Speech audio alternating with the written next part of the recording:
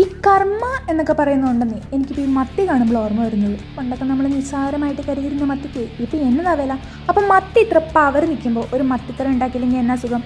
അപ്പം നമുക്കെല്ലാവർക്കും അറിയാവുന്ന പോലെ ആദ്യം തന്നെ വെളിച്ചെണ്ണ ഒഴിച്ച് അതിലേക്ക് കടുവും ഉലുവയും ഇട്ട് പൊട്ടി കഴിയുമ്പോൾ അതിലേക്ക് വെളുത്തുള്ളി, ഇഞ്ചി, കരിവേപ്പില എന്നിവയിട്ട് നന്നായിട്ട് മൂപ്പിച്ച് അതിലേക്ക് നേരത്തെ അരച്ചു വെച്ചിരിക്കുന്ന മുളക് ഒഴിച്ച് ആവശ്യത്തിന് വെള്ളം ചേർത്ത് നേരത്തെ സോക്ക് ചെയ്ത് വെച്ചിരിക്കുന്ന പുളി ആ വെള്ളത്തോട് കൂടി ഒഴിക്കാം.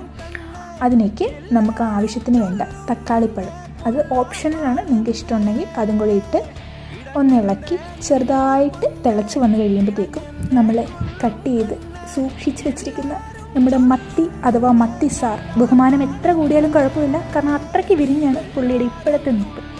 അപ്പോൾ അതൊന്ന് തിളച്ച് ചെറിയ തീയിലിട്ട് ഒന്ന് വറ്റിച്ച് കഴിയുമ്പോൾ നമുക്ക് ചെറുതായിട്ട് വെളിച്ചെണ്ണ ഒന്ന് ഒഴിച്ച് കറിവേപ്പിലയും കൂടി ഇട്ടാൽ കറി സെറ്റായി.